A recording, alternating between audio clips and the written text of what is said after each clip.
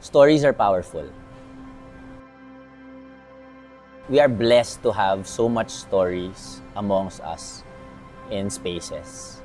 Minsan nakakalimutan natin how these things impact lives, generations, when they get to be part of these stories. So my name is Manu Reyes, and I'm a coffee shop owner, a small business owner of a coffee shop named Kape.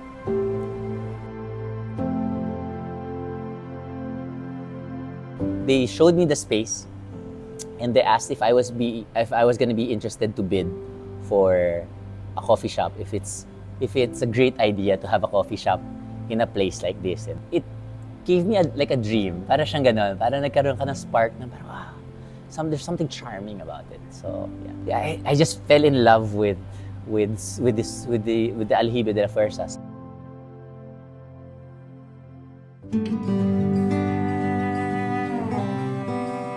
The Aljibe there at Fort Santiago is basically just a part of the Casa Castellano, which was the residence of the commander of the Fort Santiago. It's basically just a piece of a larger structure. This big structure was destroyed during the Second World War, but fortunately for us, remnants still survived and exist till today. We have the Aljibe, and also part of the historic building, strategically located in the middle of a very important site. Well, in the past, it's very important as a building for utility. As architects, you should be aware that utilities are extremely important in a building. It might look like unsightly, or it might look insignificant for someone who is not technical about it, but utilities are very important. So in this case, the Aljibe played a vital role in ensuring the sustainability of the building during the colonial era, because it was the water cistern. So it was very utilitarian. So right now, it is still significant because it is a survivor, it is a remnant of what was there in Fort Santiago. This space was never meant for a coffee shop, no? So, utility-wise, ipunan lang siya ng tubig nung araw eh. So, it did not have enough kuryente. Plumbing is an issue, because it's not designed for that. So, we had to, that was one of the first few challenges, was to really equip the space so that it could be useful for how I needed to be used as a coffee shop now. I think one of the bigger challenges is to keep yourselves respectful of the property. Na parang, hindi ko lang isasaksak dyan yung kailangan ko. Kailangan ko isipin yung, paano ko siya re-respetuhin. It being a heritage, historical piece of property, I want to be respectful of that. I have to step back and say, no, what does the place offer? What can it handle? And how can I adapt to what the place also offers? So napakahalaga na adaptive reuse. Kasi you're saving the structure, bringing new life into it, but still, nandun pa rin siya, no? Hindi siya kagaya nung facadism, which is not a form of conservation, it's actually destruction, no? Because you're just saving the skin of the building and nothing much about it. And the skin is not the entirety of the story of the building, no? So your facade is not the entirety. Well, in terms of Intramuros kasi, it's designated as a monument to the Spanish colonial period. Mind you, it's not a monument to Spain. It's a monument to that time period. The architects, the artists of those times were mixtures of Filipinos, foreigners alike. No? Hindi siya tribute sa mga Kastila. When we restore these buildings, hindi siya dahil to glorify yung kanilang mga pinaggagawa. No? Rather, it is to give Filipinos a glimpse of that part of their history. To build a structure that does not reflect, for example, any identity ng City of Manila is a crime to the City of Manila. Kasi mayroong rich architectural heritage yung City of Manila na nag-develop within 400 years as a center of power and economic progress in the city na kailangan mag-reflect din doon sa modern, not just generic boxes.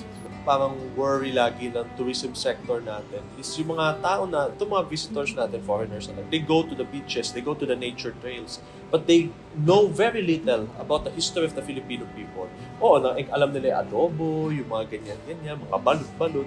Kasi minsan na-encounter nila yun doon sa mga provinces. But yung depth ng experience, yung pinagdaanan natin bilang bansa, you only get to encounter that sa Manila, for example, sa mga city centers. And we're not saving yung mga heritage structures to demolishing them in place of generic malls, generic cityscapes na walang character, devoid of the identity of the Filipino people.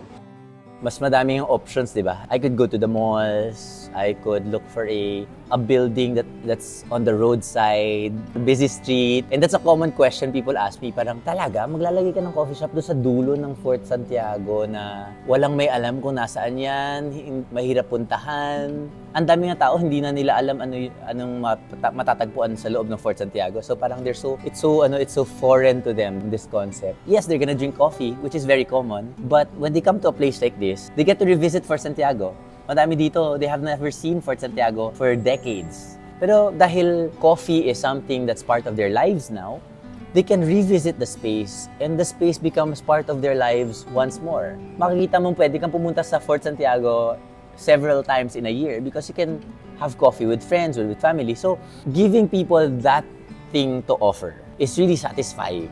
I personally find so much satisfaction in seeing what happens to people when they find themselves in new spaces. And I find that inviting people to a coffee shop like this offers an emotion where they find themselves wandering again. I mean, you don't get that emotion when you go to a mall kasi alam mo na yung mall, di ba? But when you come to a space like this, unusual, not the ordinary, it gives you a sense of wonder. And so the experience of coming to a coffee shop like mine becomes extra special.